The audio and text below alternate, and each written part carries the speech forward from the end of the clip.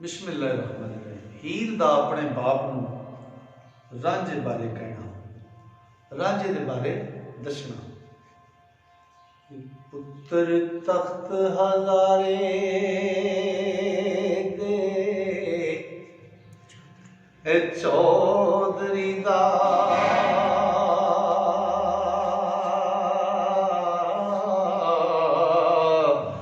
रांझा जात दा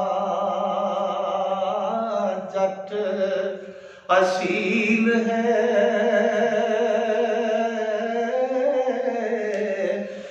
जी।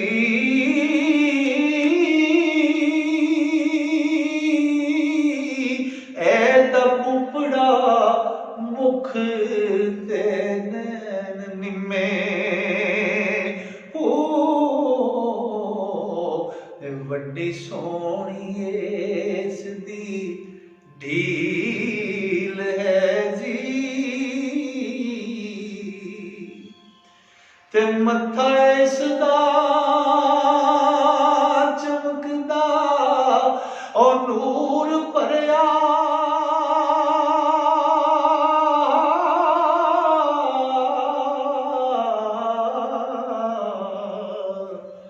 सखी जोदा नहीं बखील है जी।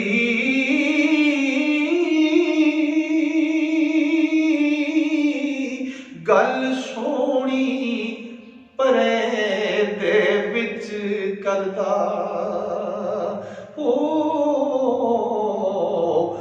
खोज लाए ते न्यों वकील है जी।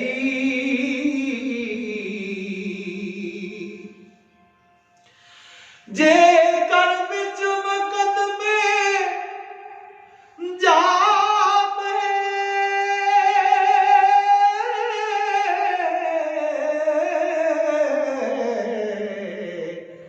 नाल अकल दे करे सबील है जी।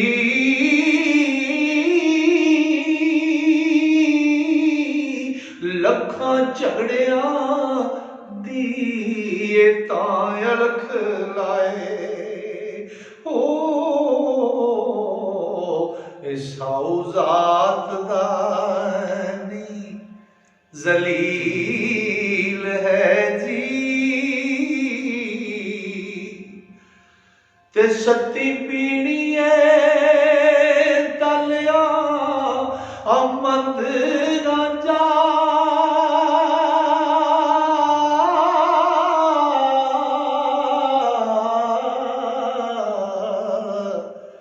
असल नस्ल थी हसब दलील है जी।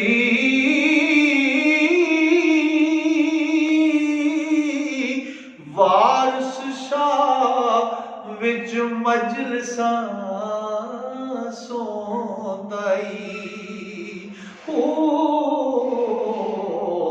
अकल बख्त दी निरी तमसील है जी। पुत्र तख्त हजारे दे चौधरी दा रांझा जात दा जट असील है जी। एदा बुपड़ा मुख ते नैन निम्मे वड्डी सोहनी इसदी ढील है जी। मत्था इसदा चमकदा नूर भरिया सखी जिउदा नहीं बखील है जी। गल सोहनी परे दे विच करदा खोज लाए ते न्यों वकील है जी। जेकर विच मुकदमे जावे नाल अकल दे करे सबील है जी। लखां झगड़िया दी ताल खला है साऊ जात दा नहीं जलील है जी। सती पीड़ी है तालिया मंद रांझा असल नस्ल थी हसब दलील है जी। वारस शाह विच मजलसां सोंदाई अकल बख्त दी निरी तमसील है जी। दोस्तों जेड़े दोस्त हजूर वारस शाह दे कलाम मुकम्मल कलाम सुनना सीखना ते पढ़ना चाहते हैं उन्होंने गुजारिश है कि हीर वारिस शाह वारसी चैनल को सबसक्राइब करके ते टली के बटन को दबा लें ताकि मुकम्मल हीर वारिस शाह तक पहुँच सके। अस्सलाम वालेकुम।